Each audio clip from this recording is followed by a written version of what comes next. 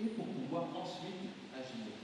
Alors je veux vraiment le rapport est présenté en Espagne, à Londres, et puis aussi au Mexique ou en Corée du Sud, où l'AED a également... Notre rapport sur la liberté religieuse dans le monde nous permet de constater que la situation de la liberté religieuse s'est dégradée ces 2 dernières années à travers le monde. Il y a aujourd'hui 61 pays dans le monde où les croyants ne peuvent pas pratiquer librement et simplement leur religion.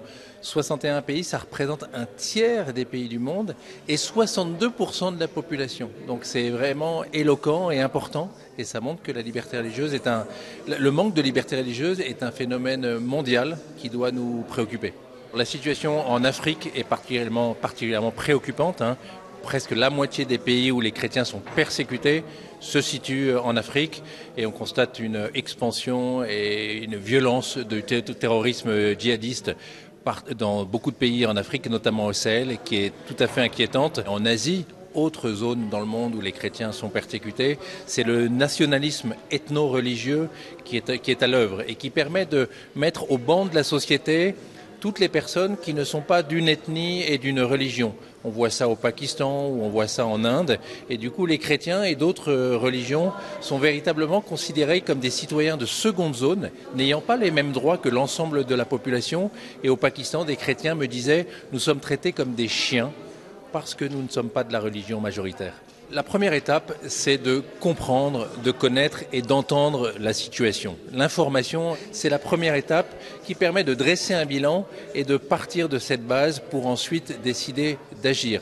La deuxième étape, c'est que la communauté internationale doit se saisir de ces sujets.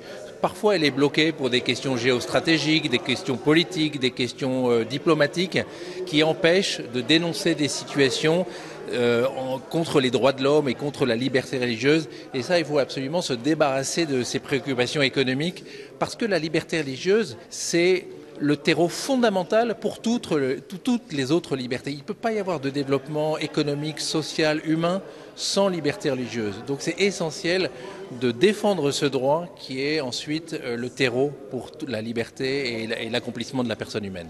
Ce rapport, il dresse un portrait très général de la situation et des difficultés de la liberté religieuse dans le monde.